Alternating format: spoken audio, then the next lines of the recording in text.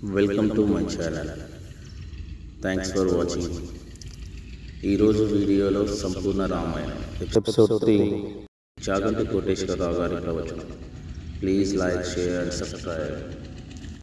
ఆ భద్రాద్రి చేసినటువంటి తపస్సు యొక్క శక్తి అంతటివాడు కూడా రాముడిగా రావడంలో ఆ ఆయుధాల్ని అపసవ్యంగా పట్టుకున్నాడు. అది భగవంతుని యొక్క కారుణ్యానికి పరాకాష్ఠ తప్ప అక్కడ రాముడు కాదు రామనారాయణుడని గోపరాజు గారు చెప్పలేదు, అలాగని శంకర భగవత్పాదులు చెప్పలేదు. భద్రాచలంలో ఉన్నవాడెవరంటే దశరథ మహారాజు గారి కొడుకైన రాముడే అని ఒకసారి కాదు 100 మాటలు చెప్పాడు. దాశరథి కరుణాపయోనిధి అంటూను. కాబట్టి అటువంటి భద్రాచలంలో మనకి దర్శనమిస్తున్నటువంటి రామచంద్ర ప్రభు ఎవరున్నారో ఆయన మన కోసమని చెప్పి హద్దులేని కారుణ్యంతో సముద్రం లోపల లోతైనా కొలవగలనేమో కానీ రామచంద్రమూర్తి యొక్క కారుణ్యాన్ని లెక్క కట్టడం మాత్రం ఎవరికీ సాధ్యం కాదు. అంతటి మహాదయాశాలి అయి మహానుభావుడు అమ్మ కడుపులో ఉండి గర్భస్థ నరకం అనుభవించి ప్రాకృత శిశువుగా జన్మించాడు. ధర్మాన్ని ఈ లోకానికి చూపించడం రామావతారము యొక్క ప్రధానమైనటువంటి ప్రయోజనం. రావణ సంహారం నిజానికి ధర్మము ముందు మడిసిపోయింది. ఎందుకంటే ఆ మాట మనం చెప్పడం కాదు, ఎప్పుడో చెప్పేశాడు. అరణ్యకాండలో మారీచుడు రావణాసురుడితో మాట్లాడుతూ అంటాడు, ఒరే నేను చెప్పిన మాట నీకెక్కదు. ఎందుకని అంటే సులభాః పురుషారాజన్ సతతం ప్రియవాదినః అప్రియస్యతు పథ్యస్య వక్తా శ్రోతా చ దుర్లభః. యువతలవాడు సంతోషించడానికి అస్తమానం అయిందానికి కాందానికి పొగిడి మాట్లాడేవాళ్ళు కనపడతారు. కానీ నువ్వు ఒక తప్పు చేస్తున్నప్పుడు అది తప్పు అని చెప్పేటటువంటి వాడు లోకంలో ఎక్కడో ఒక్కడే ఉంటాడు. ఆ ఒక్కడు నీ అభ్యున్నతి కోసం మాట్లాడుతున్నాడు. ఆ నీ అభ్యున్నతి కోసం మాట్లాడిన వాడి మనసులో ఉన్నటువంటి ప్రేమని అర్థం చేసుకుని దాన్ని విని జీవితాన్ని మార్చుకోగలిగిన వాడు కూడా అందరూ ఉండడు. తన అభ్యున్నతి కొరకు కఠినంగా మాట్లాడితే వాడు నాతో ఇంత కఠినంగా మాట్లాడటం ఏమిటని ఎదురు తిరిగేవాడే తప్ప నా కోసమే కదా ఆ మంచి మాట అయినా కఠినంగా చెప్పాడని విని మార్చుకునేవాడు ఉండడరా. రావణ, నీతో ఒక మాట చెప్తున్నాను, జాగ్రత్తగా విను. కళత్రాణి చ సౌమ్యాని మిత్రవర్గం స్థథైవచ యదీచ్ఛసి చిరం భోక్తం మా క్రుధా రామ విప్రియం అన్నాడు. నీకు కాంచన లంక ఉంది, కోట్ల మంది వానర సైన్యం ఉన్నారు, నీ దగ్గర లేని కాంతలు లేరు. దేవకాంతలు, పితృకాంతలు, యక్షకాంతలు, గంధర్వకాంతలు, కిన్నెరకాంతలు, కింపురుషకాంతలు, ఇంతమంది కాంతలు ఉన్నారు. ఇంతమంది కాంతలతో క్రీడించి సుఖం అనుభవిస్తున్నావు. నువ్వు అనుభవించని భోగం లేదు. మీ అన్న కుబేరుణ్ణి కొట్టి పుష్పక విమానం తీసుకొచ్చావు, అందులో విహారం చేస్తుంటావు. విశ్రవసో బ్రహ్మ యొక్క కుమారుడివి, వేదం చదువుకున్నవాడివి. ఇన్ని చేసినా నీ బ్రతుకు సంతోషంగా వెళ్ళిపోతోంది. భార్యలతో, బిడ్డలతో, సైన్యంతో, భోగంతో, కాంచనలంకతో హాయిగా ఉన్నావు. ఇవన్నీ నాశనమైపోయేది ఒక కారణానికే, రాముడి జోలికి వెళ్ళవద్దు. మాకృధా రామ విప్రియం. రాముడికి ఇష్టము లేని పని ఒక్కటి చేశావా మామూలుగా మడిసిపోవు రావణ. కళత్రాణి చ సౌమ్యాని మిత్రవర్గం స్థథైవస. నీ యొక్క పుత్ర మిత్ర కళత్రాదులతో, రాజ్యంతో, ససైన్యంతో నశించిపోతావు. ఎందుకు నశించిపోతావో తెలుసా? ఒక్కటే కారణం, రాముడి యొక్క పరాక్రమం అని అనుకోకు. రామో విగ్రహవాం ధర్మ సాధు సత్య పరాక్రమ. రాముడు రాశీభూతమైనటువంటి ధర్మము. రాముడు ఒకటి, ధర్మం ఒకటి కాదు. ధర్మము నడిచి వెళ్ళిపోతే రాముడు వెళ్ళిపోయినట్టు, రాముడు వెడితే ధర్మం వెళ్ళినట్టు. రాముడి పాదాల మీద పువ్వేస్తే ధర్మం యొక్క పాదాల మీద పువ్వేసినట్టు. రాముణ్ణి కీర్తిస్తే ధర్మాన్ని కీర్తించినట్టు. రాముడు ఆదర్శమైతే ధర్మం ఆదర్శమైనట్టు. రాముణ్ణి దృష్టిలో పెట్టుకుని బతకగలిగితే ధర్మాన్ని దృష్టిలో పెట్టుకుని బ్రతికినట్టు. రామభక్తుడైతే ధర్మభక్తుడైనట్టు. రామభక్తుడిగా శరీరం విడిచిపెడితే ధర్మభక్తుడిగా విడిచిపెట్టి ఉన్నత లోకాలు పొందినట్టు. కాబట్టి రాముడి జోలికెళ్లకు. రాముడి జోలికెడితే నశించిపోతావు. అలా ఇలా కాదు రావణ అంటాడు. అటువంటి ధర్మమూర్తిగా రాముడు నిలబడ్డాడు రామాయణంలో. ఆయన జీవితాన్ని పరిశీలనం చేస్తే చాలు, ప్రతి సందర్భంలోనూ ఆయనకి ధర్మమే కావాలి. అటువంటి ధర్మమునందు పూనిక కలగాలంటే ఒక నరుడిగా వచ్చినటువంటి రాముడికి, ఏమీ తెలియనటువంటి ప్రాకృతమైనటువంటి నరుడిగా ఉన్నవాడికి ఎవరి వలన ధర్మమునందు అనురక్తి కలుగుతుంది? ధర్మం ఇంత గొప్పది, మనం ధర్మాన్ని పట్టుకోవాలి అనేటటువంటి బుద్ధి కలగాలి అంటే అలా చెప్పగలిగిన వాడెవరు? మొట్టమొదట తండ్రి, ప్రథమ గురువు కనుక. రెండవ వాడు బోధ చేత ఆచార్యుడు. మహానుభావుడైనటువంటి వశిష్ఠుడు చిన్నతనంలో రామలక్ష్మణ భరత శత్రుఘ్నుల్ని కూర్చోపెట్టి విద్యాభ్యాసం చేయించినప్పుడు అంత గొప్పగానూ పాఠాలు నేర్పాడు. అందుకే మహర్షి రామలక్ష్మణ భరత శత్రుఘ్నుల యొక్క విద్యాభ్యాసం గురించి పరమాద్భుతమైనటువంటి శ్లోకం ఒకటిచ్చారు. సర్వే వేదవిద శూరా సర్వే లోకహితే రతా సర్వే జ్ఞానోపసంపన్నా సర్వే సముదితా గుణై. ఎలా నేర్చుకున్నాడు వాళ్ళు పాఠము అంటే సర్వే వేదవిద శూరాహ, వాళ్ళు చక్కగా వేదాలన్నీ తెలుసుకున్నారు, వేదంలో చెప్పబడినవి తెలుసుకున్నారు. వాళ్ళ జ్ఞానం అంతా దేనికి పనికొచ్చింది? గుణములుగా మారడానికి పనికొచ్చింది. సర్వే లోకహితే రతాహ, వాళ్ళకి గురువుగారి చేత ఇయ్యబడినటువంటి శక్తులు ఏవి ఉన్నాయో అవన్నీ కూడా లోకము యొక్క హితము కొరకు పనికొచ్చాయి. అంటే కేవలం చదువు చెప్పడం కాదు, కేవలం అవతలవాడిలోకి శక్తిని ప్రవేశపెట్టడం కాదు, ప్రవేశపెట్టేటప్పుడు అది ఎందుకు ఉపయోగపడాలో, ఎవరి దగ్గర తల వంచాలో, ఎవరికి తాను వశవర్తి అయి ఉండాలో మహానుభావుడైన వశిష్ఠుడు నేర్పాడు. మీరు ఒకటి బాగా జ్ఞాపకం ఉంచుకోవలసి ఉంటుంది. మనిషి అంత శక్తివంతుడు లోకంలో ఇంకొకడు ఉండడు. అటువంటి మనుష్యుడు 10 మందికి ఉపయోగపడాలంటే తనకు తానుగా వశపడిపోవాలి. తనని ఎవరు వశం చేసుకోలేరు, కానీ తనకి తానే వశపడిపోవాలి. ఎవరికి వశపడాలి? భార్య భర్తకి వశపడాలి, కొడుకు తండ్రికి వశపడాలి, గురువు దగ్గర వశపడాలి, పెద్దలైనటువంటి వారికి వశపడాలి. వశపడడం అంటే వారు చెప్పిన మాటలు సలహాలు కావు, వారు చెప్పిన మాటలు శాసనములు. ఇక నేను వారు చెప్పిన మాటని తృణీకరించడం ఉండదు. వారు ఏది చెప్తేది నాకు శాసనం అని వారికి వశపడడం ఎవరికి వస్తుందో వాడు ధనస్సు కాగలడు. ధనస్సు అవతల వాళ్ళ మీదకి బాణప్రయోగం చేసి వాళ్ళని సంహరించడానికి ఉపయోగపడుతుంది. నేను అవతల వాణ్ణి పడగొట్టగలిగినటువంటి సాధనాన్ని నేను తలవంచడం ఏమిటందనుకోండి, ధనస్సు ఎప్పుడూ అవతల వ్యక్తిని పడగొట్టలేదు. అదే ధనస్సు వంగిందనుకోండి, అప్పుడు వింటినారిని కట్టి బాణప్రయోగం చేస్తారు. వంగని ధనస్సు ఎలా ఎదురుగుండా ఉన్నటువంటి వాణ్ణి పడగొట్టడానికి పనికిరాదో అలా తనకు తానుగా వశపడిపోతే తప్ప గురువుకి, తండ్రికి, తల్లికి, అన్నకి, పెద్దలకి, శాస్త్రానికి, ధర్మానికి, వేదానికి వశవర్తి అయిపోయిన వాడు తప్ప లోకమునకు పనికిరాడు. ఏది నేర్పాడు వశిష్ఠుడంటే కేవలము వేదం, కేవలము శాస్త్రం, కేవలం పాండిత్యం, కేవలం విద్యలు, కేవలం ధనుర్వేదం కాదు. దానితో పాటుగా ఏది నేర్పాడంటే ఎవరి పేరెత్తితే, ఎవరు కనపడితే, ఎవరి దగ్గరికెడితే, ఎవరు పిలిస్తే ఇలా తల ఎత్తి కూడా వెళ్ళకూడదో, ఇలా తల దించి నమస్కారం చేసి వెళ్ళాలో, ఎవరి దగ్గర తాను మాట్లాడకూడదో, ఎవరు మాట్లాడుతుంటే తాను కేవలం వినవలసి ఉంటుందో, ఎవరి మాటలు ఎప్పుడూ బుద్ధి యందు స్మరించాలో, ఒక పని చేసే ముందు ఫలానా వారి శిష్యుణ్ణి అన్న గౌరవం నాకు నిలబడుతుందా, ఇది చేస్తే గురువుగారి మర్యాద పోతుందని ఆలోచించాలో, అలా ఆ విద్యల్ని వాడుకోవడం నేర్పాడు. అందువల్ల రాముడంత గొప్పవాడయ్యాడు. అంటే ఒక నరుడి యందు ధర్మమునందు అనురక్తి కల్పించిన వాడెవరంటే రామాయణంలో గురువు. రామాయణంలో వశిష్ఠుడికి, విశ్వామిత్రుడికి, గౌతముడికి, శరభంగుడికి, శతానందుడికి అంతంత పెద్ద పీటలు వెయ్యబడ్డాయి. అంటే ఒక గురువు ఎంత గొప్పవాడో, గురువు ఎంత గొప్పగా చెక్కగలడో మనుష్యుణ్ణి నిరూపించి చూపించారు. మీరు శ్రీరామాయణాన్ని జాగ్రత్తగా పరిశీలనం చేస్తే అసలు రామచంద్రమూర్తి నరుడిగా అంత గొప్పవాడు కావడానికి కారణం ప్రధానమైనటువంటి వాడెవరు అంటే వశిష్ఠుడు, విశ్వామిత్రుడు, వీళ్ళిద్దరు. అందులో ప్రత్యేకించి విశ్వామిత్ర మహర్షి మాటలుంటాయి, అద్భుతం అంతే. అసలు మహానుభావుడు గంగావతరణం చెప్తాడు. ఒక్క గంగావతరణం చెప్పి రాముడిలో ఎన్ని ఆలోచనలు రేకెత్తిస్తాడో, గౌతమ మహర్షి జీవితం చెప్తాడు, ఎన్ని ఆలోచనలు రేకెత్తిస్తాడో, కుశనాభుడి గురించి చెప్తాడు, ఎన్ని ఆలోచనలు రేకెత్తిస్తాడో. ఓ పెళ్ళంటే ఇది, ఇందుకు పెళ్లి చేసుకోవాలి, భార్య అంటే అలా ఉంటుంది, భార్యని అలా ప్రేమతో చూడాలి, అన్నదమ్ములంటే ఇలా ప్రవర్తించాలి, గురువు అంటే ఇలా ఉండాలి, తండ్రి అంటే ఇలా ఉండాలి, తల్లి అంటే ఇలా ఉండాలి, రాజు అంటే అలా ఉండాలి. లోకంలో కథల కథల సమాహారంగా మాట్లాడుతూ రామచంద్రమూర్తి అనబడేటటువంటి ఒక దివ్యమంగళ విగ్రహాన్ని చెక్కిన వాడెవరంటే విశ్వామిత్రుడు. ఎంత అద్భుతంగా మాట్లాడతాడో నిజంగా. ఆయన నోటి వెంట వచ్చినటువంటి ప్రతి మాట కూడా సుభాషితమే. అంత గొప్పగా గురువులు తీర్చిదిద్దారు.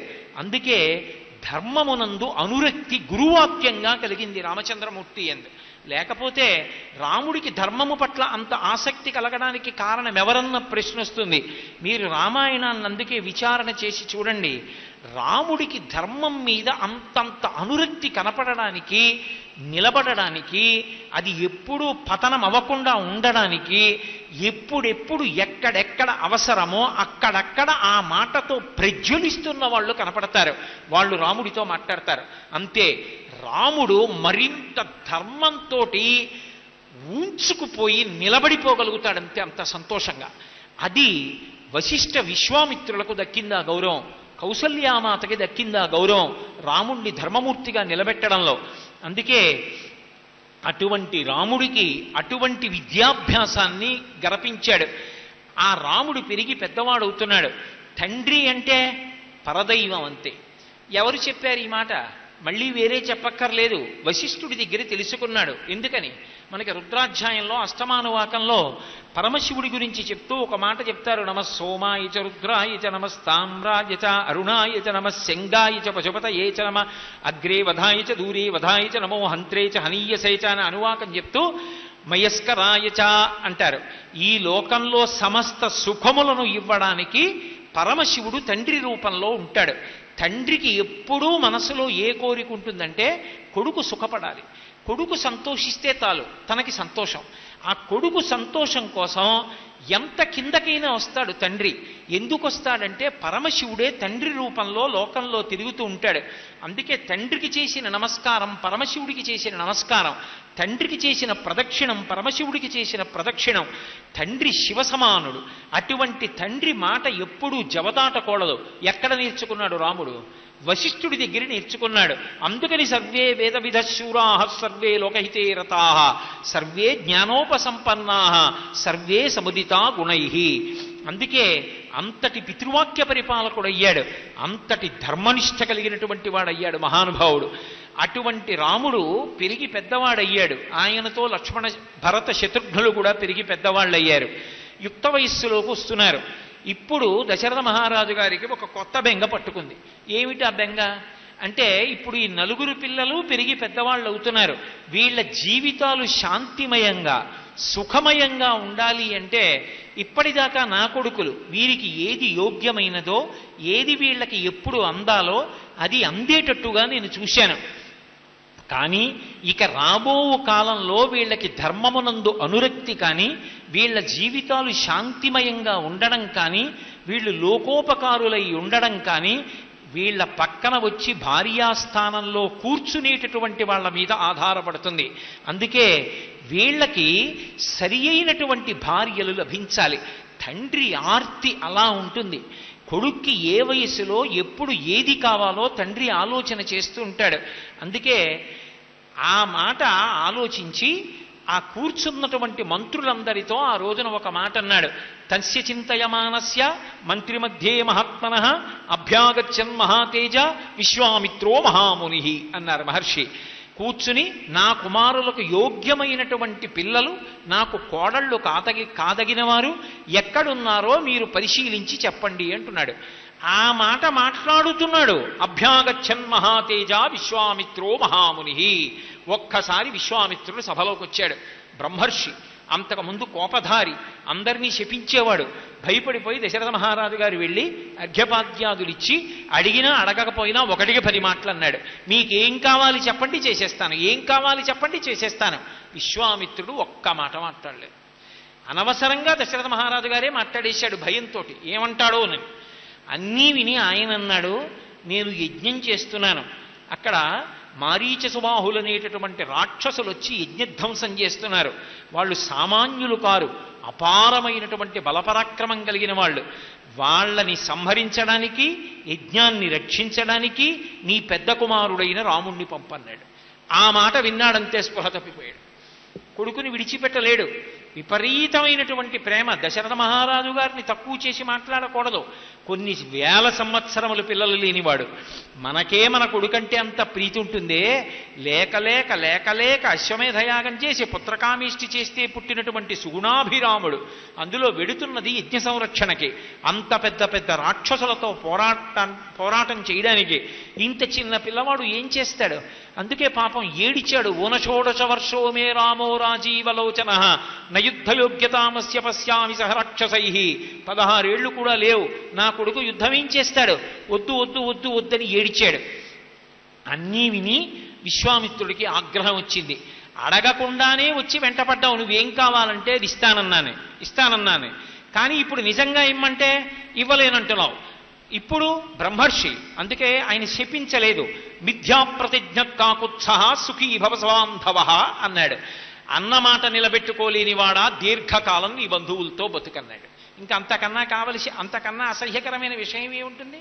అప్పుడు లేచాడు వశిష్ఠ మహర్షి, బ్రహ్మర్షి మహానుభావుడు. లేచి అన్నాడు, దశరథ మహారాజా, నీకేం తెలుసు విశ్వామిత్రుడి గురించి? నీకేం తెలియదు. విశ్వామిత్రుడే చెప్పాడు సభలో, అహం వేద్మి మహాత్మానం రామం సత్యపరాక్రమం వశిష్ఠోపి మహాతేజా ఏ చేమే తపసి స్థితాః అన్నాడు. దశరథ మహారాజా, నీకేం తెలుసు? నీ కొడుకంటే ప్రాకృత నరుడు నా కడుపున పుట్టాడు అనుకుంటున్నావు. రాముడెవరో మాకు తెలుసు, ఎందుకు వచ్చాడో నాకు తెలుసు. నాకే కాదు, వశిష్ఠుడికి తెలుసు. వశిష్ఠుడికే కాదు, ఈ సభలో ఉన్నటువంటి మహాతపశక్తి సంపన్నులైన ఋషులకు తెలుసు. నాతో ఎందుకు పంపించాలో నీకు తెలియదు, అందుకని నువ్వు అంత బెంగపెట్టుకుంటున్నావు. సరే, నీ ఇష్టం నీది, నేను బలాత్కారం చేయనని వెళ్ళిపోతున్నాడు. అప్పుడు వశిష్ఠుడు లేచి అన్నాడు, ఏమనుకుంటున్నావు వశిష్ఠ మహర్షి అంటే? ఆయన సామాన్యుడు కాడు. వశిష్ఠుడంటే రాశీభూతమైనటువంటి ధర్మము అక్కడ ప్రారంభమైంది. అసలు రాముణ్ణి చిక్కేశాడంతే మహానుభావుడు. ఆయన ఏష విగ్రహాం ధర్మ ఏష వీర్యవతాం వరః. ఆయన లాంటి ధర్మాత్ముడు ఇక భూమండలంలో లేడు. అంత ధర్మశాస్త్రం తెలిసిన్నవాడు, అంత ధర్మాచరణం చేసేవాడు విశ్వామిత్రుడంటే. అవన్నీ ఒకెత్తు, ఆయనతో సమానమైనటువంటి బుద్ధిమంతుడు ఈ కాలమునందు లేడు. ఆయనకి తెలిసినంత ధనుశాస్త్రము, ఆయనకి వశవర్తులైనన్ని అస్త్రములు ఈ లోకంలో ఎవరి దగ్గర లేవు. ఎందుకొచ్చాడో తెలుసా విశ్వామిత్రుడు? రాముణ్ణి పంపు, నీకు తెలుస్తుంది. విశ్వామిత్రుడితో వెళ్ళిన రాముడు ఒకెత్తు, తిరిగి ఇంటికి వచ్చిన రాముడు ఒకెత్తు. అంతటి అస్త్రశాస్త్ర విశారదుణ్ణి చేసి పంపిస్తాడు కాదు. లోపల వశిష్ఠుడికి తెలుసు రహస్యం. రాముణ్ణి శ్రీరాముణ్ణి చేసి పంపిస్తాడు, సీతారాముణ్ణి చేసి పంపిస్తాడు. కోడలు వస్తుందో, నువ్వు కోడళ్ల గురించి కదా విచారణ చేస్తున్నావు, ఎవరిని రాముడి పక్కకి చేర్చాలో విశ్వామిత్రుడికి తెలుసు. ఓ అమాయకుడా, ఆయన లాంటి మహితాత్ముడు లోకంలో లేడు, పరమ సంతోషంగా పంపించబోయా, అవకాశం నీ తలుపు తట్టిందన్నాడు. దశరథ మహారాజు గారు పరుగు పరుగున అంతఃపురంలోకి వెళ్ళాడు. పిల్లవాణ్ణి తీసుకొచ్చాడు. రాముడి వెంట లక్ష్మణస్వామి వస్తూ ఉంటాడు. నచతేన వినా నిద్రా లభతే పురుషోత్తమా మృష్టమన్నముపానీత పశ్యాతి వినా అంటారు మహర్షి. నిద్రపోవడం కానీ అన్నం తినడం కానీ పక్కన లక్ష్మణస్వామి లేకపోతే రామచంద్రమూర్తి చెయ్యరు. ఇద్దరిది అంత అన్యోన్యమైనటువంటి అనుబంధం. అందుకని రాముడి వెంట లక్ష్మణుడు వచ్చాడు. ఇప్పుడు ఎంత అద్భుత ప్రయోగం చేశారంటే మహర్షి అన్నారు, సపుత్రమూర్ధినుపాఘ్రాయ రాజా దశరథ ప్రియం దదౌ కుశికపుత్రాయ సప్రీతేనంతరాత్మన. ఏదో మనసులో బెంగ పెట్టుకుని కాదు, సప్రీతేనంతరాత్మన, అంతరాత్మలో పరమ ప్రీతితో పరమ సంతోషంతో తన కొడుకైనటువంటి రాముణ్ణి దదౌ కుశికపుత్రాయ ఇచ్చేశాడంతే విశ్వామిత్రుడు. మహానుభావా, నీ ఇష్టం, నీకు ఎలా కావాలంటే అలా వినియోగించుకో అన్నాడంతే. విన్నాడు రామచంద్రమూర్తి, విన్నాడు లక్ష్మణస్వామి. సరయూ నదీ తీరంలో 1.5 యోజనాల దూరం నడిచి వెళ్ళిపోయాడు విశ్వామిత్రుడు. వెనక్కి తిరిగి చూడలేదు, మనం ఇక్కడికి వెడుతున్నామని చెప్పలేదు. గురువుగారు వెడుతున్నారు అంతే, శిష్యుడు వెళ్ళిపోయాడంతే. గురువుగారి వెంట వెళ్ళిపోవడమే అదే జీవితానికి అభ్యున్నతి. ఇంకంతకన్నా అభ్యున్నతికి కారణం ఉండదు. గురువుగారి వెంట వెళ్ళడం కన్నా అభ్యున్నతి అసలు శాస్త్రంలో ఇంకొకటి లేదు. తరించడానికి ఈశ్వరుడిచ్చేటటువంటి గొప్ప అవకాశం ఏమిటంటే గురువుగారి వెంట వెళ్ళడమే. ఇంకంతకన్నా ఏమిటంటే గురువుగారికి చేసిన ఉపచారం పరబ్రహ్మానికి చేసిన ఉపచారం. కాబట్టి ఇప్పుడు గురువు వెంట వెళ్ళిపోతున్నాడంతే రాముడు. వెళ్ళిపోతుంటే మహర్షి అన్నారు, పరమేశ్వరుడు హిమవత్పర్వత ప్రాంతంలో నడిచి వెళ్ళిపోతుంటే స్కందుడు విశాఖుడు వెనక నడిచి వెడుతుంటే ఎలా ఉంటుందో రామలక్ష్మణులు విశ్వామిత్రుడి వెంట నడిచి వెళ్ళిపోతుంటే అలా ఉంది. 1.5 యోజనముల దూరం వెళ్ళిపోయారు. వెళ్ళిపోయిన తరువాత గురువుగారు ఎంత దూరం నడవాలండి అని కానీ, గురువుగారు ఎక్కడికెడుతున్నామండి అని కానీ, గురువుగారు ఆకలిస్తోందండి అని కానీ, గురువుగారు దాహమేస్తోందండి అని కానీ ఒక్క మాట పిల్లలిద్దరు అనలేదు. బాలరాముడు బాలలక్ష్మణుడు గురువుగారి మీద ఉన్న విశ్వాసం, తన తండ్రి పంపాడు వెళ్ళిపోయాడంతే. ఇద్దరూ వెళ్ళిపోతున్నారు. 1.5 యోజనముల దూరం నడిచి వెళ్ళిపోయిన తర్వాత ఆగాడు విశ్వామిత్రుడు. వెనక్కి తిరిగి చూశాడు పిల్లలిద్దరిని. ఎంత మురిసిపోయాడో. ఒక గురువు దేనికి వశవర్తి అయిపోతాడంటే, దేనికి ప్రసన్నుడైపోతాడంటే శుశ్రూష చేత ప్రసన్నుడవుతాడు తప్ప గురువుకి ఏది ఇస్తే ప్రసన్నుడవుతాడు? గురువుగారికి ఏమిస్తాం? గురువుగారికి ఇవ్వడానికి ఆయన ఇప్పుడు బ్రహ్మముతో రమిస్తూ ఉంటాడు. ఆయనకి ఇది కావాలన్న కోరిక ఆయనకి ఏమి ఉండదు. లేనప్పుడు నువ్వేమిస్తే సంతోషిస్తాడు? ఏమి ఇవ్వడానికి ఉండదు. కానీ ఆ సమయానికి ఆయనకి ఏది కావాలో అది అందిపుచ్చుకుని ఉండేటటువంటి శిష్యుడు ఉంటాడే, వాడు అంతేవాస అవుతాడు. ముందు వస్తువు గుర్తురాదు, శిష్యుడు గుర్తొస్తాడు. వాడు ఉన్నాడా? వాడు ఉంటే చాలు, పని అయిపోతుంది నాకంటాడు. అంతటి అంతేవాసిత్వాన్ని ఏ శిష్యుడు పొందుతాడో, ఎవరు గురువుని సేవిస్తాడో, ఎవడు శుశ్రూష చేస్తాడో వాడి శుశ్రూషకి గురువు ప్రీతి చెందుతాడు. తనని ఎక్కడికి అని కూడా అడగకుండా తన మీద నమ్మకంతో అలా వచ్చేశాడంతే. ఇది చూసి ప్రసన్నుడైపోయాడు. వెనక్కి తిరిగాడు, చిరునవ్వు నవ్వాడు. రామా, ఆచమన పాత్రతో నీళ్లు తెచ్చుకో అన్నాడు. గురువు తలుచుకుంటే ఏమివ్వలేడు. గృహాణవత్ససలిలం మాభూత్కాలస్య పర్యయ మంత్రగ్రామం గృహాణత్వం బలాం అతిబలాంస్తథా అన్నాడు. ఆచమనం చెయ్యి, ఇచ్చేస్తున్నాను నీకు బల అతిబల అని 2 బాణముల యొక్క అస్త్రముల యొక్క సమూహములను ఉపదేశం చేస్తున్నాను, మంత్రాల్ని. వాటి మీద బాణాల మీద అభిమంత్రణ చేసి నువ్వు విడిచిపెట్టచ్చు. అలా అభిమంత్రించి విడిచిపెడితే చాలు, అవి అస్త్రములై అవతల వాళ్ళని పడగొట్టేటట్టుగా ప్రవర్తిస్తాయి. కాబట్టి అటువంటి మంత్ర గ్రామాలంటే మంత్ర సమూహములను నీకు ఉపదేశం చేస్తున్నాను, కూర్చో అన్నాడు. అని నశ్రమో నజ్వరో వాతేన రూపస్య విపర్యయ నచ సుప్తం ప్రమత్తం వా దర్శయిర్షంతి నైరుతాహ అంటే రాముణ్ణి ఎంత బలవంతుడిగా మార్చేస్తున్నాడో చూడండి గురువుగారి అనుగ్రహం. ఇది వశిష్ఠ మహర్షి చెప్పింది. అందుకే విశ్వామిత్రుడితో కలిసి రామలక్ష్మణులు అంతఃపుర ద్వారం దాటారంతే, పుష్పవృష్టి కురిసింది, దేవదుందుబులు మోగే, ఆకాశంలో దేవతలు నృత్యం చేశారు. అంటే రాముడి విశ్వామిత్రుడితో వెళ్ళడం రామాయణానికి పెద్ద మలుపు. ఎందుకని? విశ్వామిత్రుడితో వెళ్ళడం రాముడికి పెద్ద మలుపు ఎందుకో వశిష్ఠుడు చెప్పాడు. ఏమిటా మలుపు అంటే, ఏష విగ్రహవాన్ ధర్మ, రాశీభూతమైన ధర్మము విశ్వామిత్రుడు. ఆ విశ్వామిత్రుడితో వెళ్ళడమే ధర్మశాస్త్రం చదవడం. విశ్వామిత్రుడి దగ్గర కూర్చోవడం ధర్మం మీద అంత అనురక్తి వచ్చేస్తుంది ఇప్పుడు రాముడికి. అందుకని ఇప్పుడు విశ్వామిత్రుడు అంటున్నాడు, నేనిచ్చిన ఈ మంత్రముల వలన రామా నీకేం కలుగుతుందో తెలుసా? నశ్రమో, ఎంత యుద్ధం చెయ్యి నీకు శ్రమ కలగదు. నజ్వరో, నీకు జ్వరం రాదు. రూపస్య విపర్యయ, నీకు రూపం మారిపోవడం, రంగు మారిపోవడం, తేజస్సు క్షీణించడం ఇటువంటి ఉండవు. అన్నిటినీ మించి నచ సుప్తం ప్రమత్తం వా దర్శయిర్షంతి నైరుతాహ, నువ్వు నిద్రపోతున్నప్పుడు కానీ, నువ్వు ప్రమత్తులవై ఉన్నప్పుడు కానీ, పరాకుగా ఉన్నప్పుడు కానీ రాక్షసులు నిన్ను నిర్జించలేరు. అలా నిర్జించకుండా ఎప్పుడూ నీకు రక్షణ వలయంలా తిరిగేటట్టుగా ఈ మంత్ర సమూహములను నీకు ఉపదేశం చేసేస్తున్నానన్నాడు.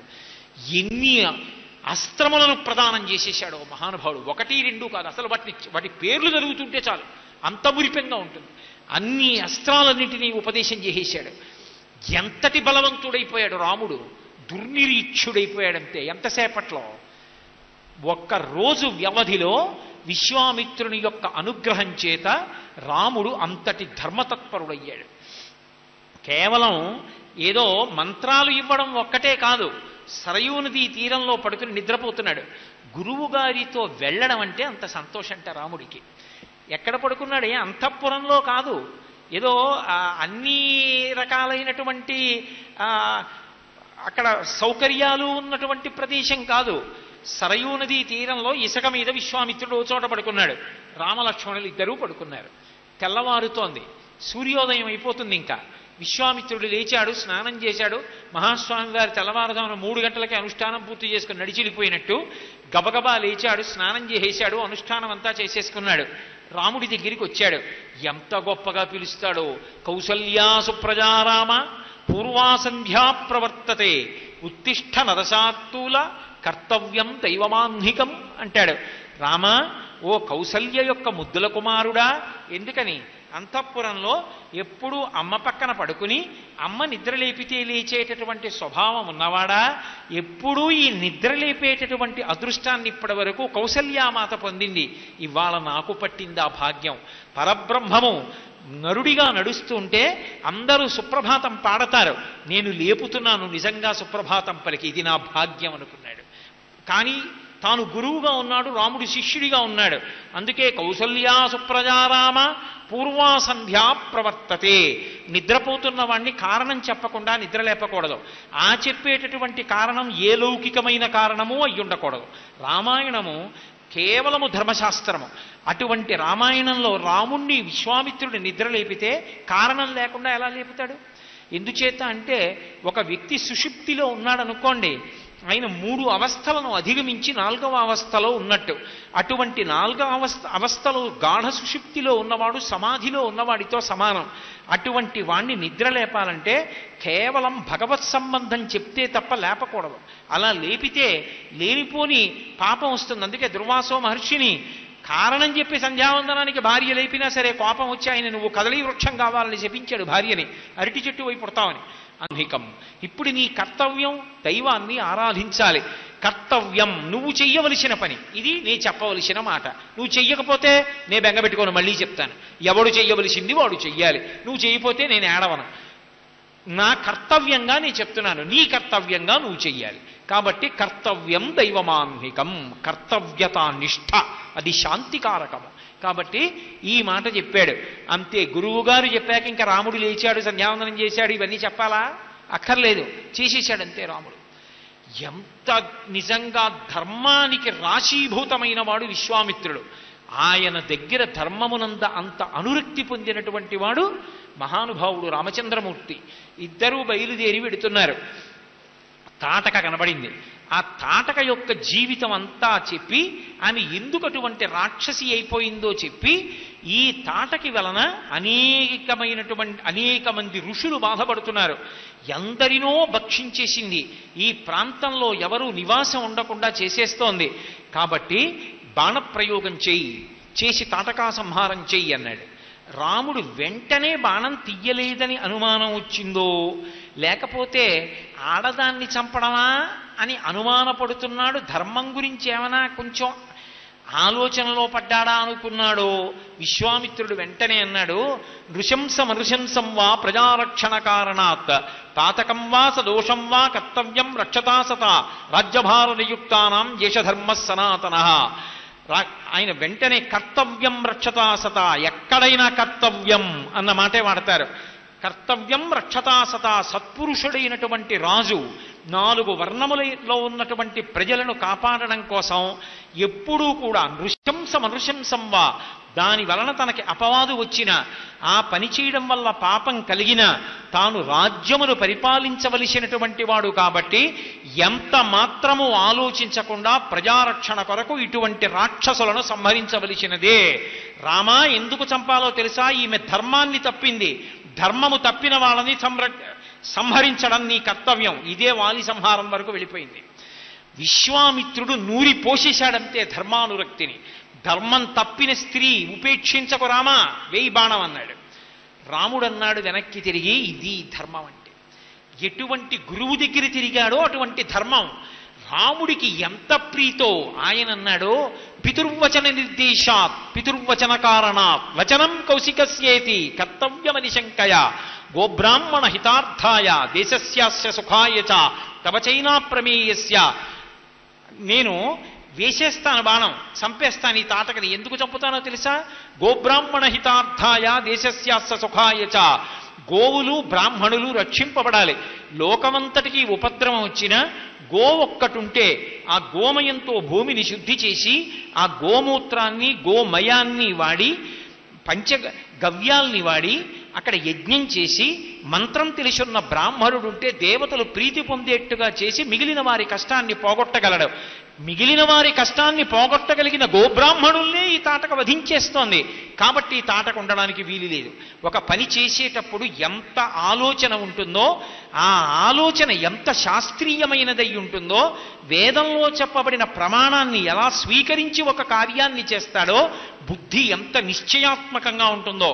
మీకు ఈ రాబోయే 2 రోజుల్లో నేను కొన్ని సందర్భాలు చూపిస్తాను. రాముడు ఒక పని ఇందుకు చెయ్యాలి అన్నా, ఇందుకు చెయ్యకూడదు అన్నా, నువ్వు తప్పు చేశావు అన్నా, నువ్వు తప్పు చెయ్యలేదన్నా శాస్త్రాన్ని ప్రమాణం చేసుకుని నిశ్చయం చేసి చూపిస్తాడు. కాబట్టి గోబ్రాహ్మణ హితార్థాయ దేశస్యాస్య సుఖాయత తవచైనా ప్రమేయస్య వచనం కర్తుముచ్యతః పితుర్వచన నిర్దేశాత్ పితుర్వచన కారణాత్ వచనం కౌశికస్యేతి వచనం కర్తుముచ్యతః. నేను చంపేస్తాను తాటకని. ఎందుకు చంపుతానో తెలుసా? మా నాన్నగారి మాట కారణం చేత చంపేస్తాను. పుత్రుడిగా నా ధర్మం నాన్నగారి మాట పాటించడం. మా నాన్నగారు దదౌ కుశికపిత్రాయా సప్రీతేనంతరాత్మన, మీతో నన్ను పంపించారు. పంపించినప్పుడు అన్యాపదేశం ప్రకటనంగా చెప్పక్కర్లేదు, మీరు ఏం చెప్తే అది చేయమన్నారు. ఇప్పుడు మీరు చెప్పింది నేను చేయకపోతే మా నాన్నగారు చెప్పిన పని నేను చెయ్యనట్టు.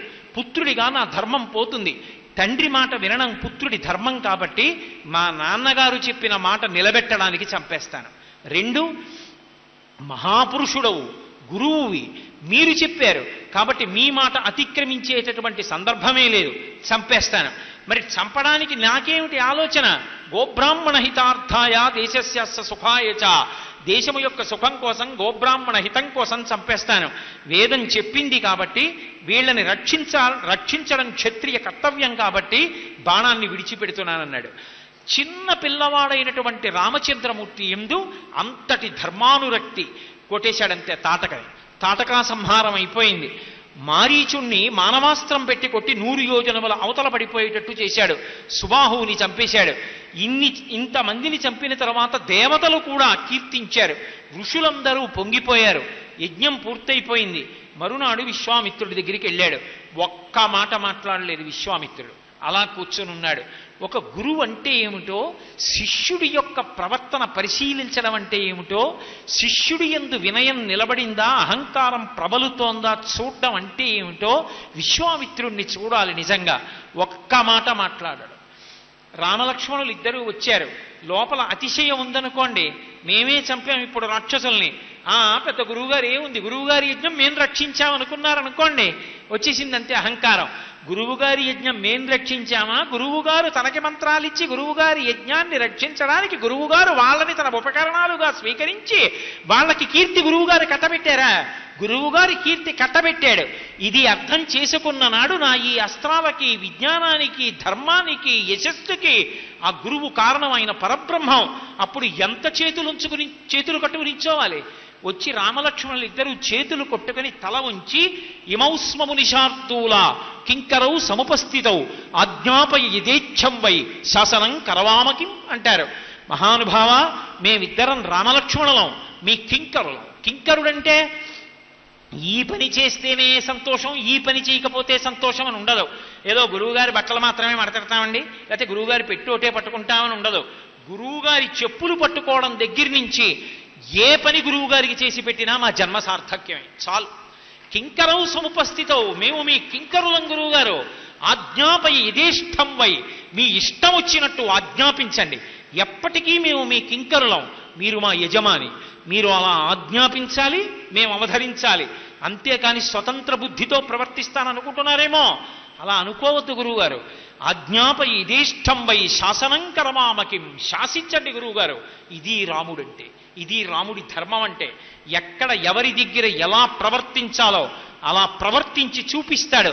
శ్రీరామాయణం బ్రతికి ఉన్నంతకాలం, శ్రీరామాయణం చదివినంతకాలం, శ్రీరామాయణ ప్రవచనాలు జరిగినంతకాలం లోకంలో ధర్మం నిలబడుతుంది, మానవత్వం నిలబడుతుంది. ఎప్పుడు రామాయణ ప్రవచనం ఆగిపోతుందో, ఎప్పుడు రామాయణం ఆదరింపబడదో, ఎప్పుడు రామాయణం చదవరో అప్పుడు మనుష్యత్వం చచ్చిపోతుంది. అందుకే రామాయణం జీవధార, ఆదికావ్యం. రామాయణం ఎప్పుడూ చదువుకుంటూనే ఉండాలి. రామచంద్రమూర్తి ధర్మమూర్తి. ఆయన జీవితాన్ని పరిశీలిస్తే రామాయణం ఎందుకు చదువుకోవాలో, ఆ ధర్మం ఎంత శక్తివంతమైనదో మనకు అర్థమవుతుంది. అటువంటి రాముడు ఎక్కడా ధర్మం తప్పడు. విశ్వామిత్రుడు ధర్మం అంటే ఏమిటో ఎప్పటికప్పుడు ఎక్కడికక్కడ అంత అద్భుతంగా నిరూపణం చేసి చూపిస్తూ ఉంటాడు. ఇద్దరే ఒకరిని మించినటువంటి వాళ్ళు ఒకళ్ళు. ఆ గురువు ఆ శిష్యుడిని అలా చెక్కాడు మహానుభావుడు. అసలు ఆశ్చర్యకరమైనటువంటి విశేషం ఎక్కడున్నది అంటే, వాళ్ళిద్దరూ కలిసి నడిచి వెళ్ళిపోతున్నప్పుడు విశ్వామిత్రుడు రామచంద్రమూర్తితో మాట్లాడుతున్నప్పుడు ఒక్కొక్క విషయాన్ని మాట్లాడతాడు, ఒక్కొక్క కథ చెప్తాడు. ఒక్కొక్క కథ చెప్పినప్పుడు అందులో ఉండేటటువంటి తీర్పుని రాముడితో మాట్లాడతాడు. మాట్లాడి ప్రధానమైన మాట రాముడితో చెప్తాడు. అది వింటాడు రాముడు. కాసేపు కళ్ళు మూసుకుని దాని గురించి అలా వింటాడు. మీరు చదవాలి రామాయణం బాలకాండ. విశ్వామిత్రుడు అంటాడు, అప్పటికి రాముడికి లక్ష్మణుడికి ఒళ్ళు తెలియదు. విశ్వామిత్రుడు చుట్టూ కూర్చుంటారు. ఆయన అద్భుతంగా చెప్తాడు ఒక విశేషాన్ని. రాముడు చీకటి పడిపోయిందని కూడా గుర్తించకుండా వింటాడు. అంతసేపు విన్న తర్వాత రాముడు అంటాడు, విశ్వామిత్రుడు అంటాడు, నాయనా రామ, బాగా చీకటి పడిపోయింది. అరణ్యంలో క్రూర మృగాల యొక్క కూతలు వినపడుతున్నాయి. అదిగో పక్షులు ఎక్కడా అరవట్లేదు, తమ గోళ్లకు తాము చేరిపోయి ఎక్కడా ఏవీ సంచరిస్తున్నట్లు కనపట్టలేదు. ఉగ్రభూతములన్నీ మేల్కొన్నాయి. ఇది మనుష్యులు విశ్రాంతి తీసుకోవలసినటువంటి కాలం. ఇప్పటికే బాగా ఆలస్యమైంది. మళ్ళీ రేపు పొద్దున్న యథోచితమైనటువంటి కర్మ చేయుట కొరకు కాలమును అనుసరించి ప్రవర్తించాలి. అంటే రాత్రి ఆలస్యంగా పడుకుని పొద్దున్న ఆలస్యంగా లేవడం కాదు. కాబట్టి తొందరగా పడుకోవాలి. రామా, ఇప్పటికే ఆలస్యమైంది, పడుకో అంటాడు. అసలు నిజంగా ఆయన మాట్లాడుతుంటే తెల్లబోయిన రాముడు వెళ్ళి పడుకుంటాడు. కానీ రాము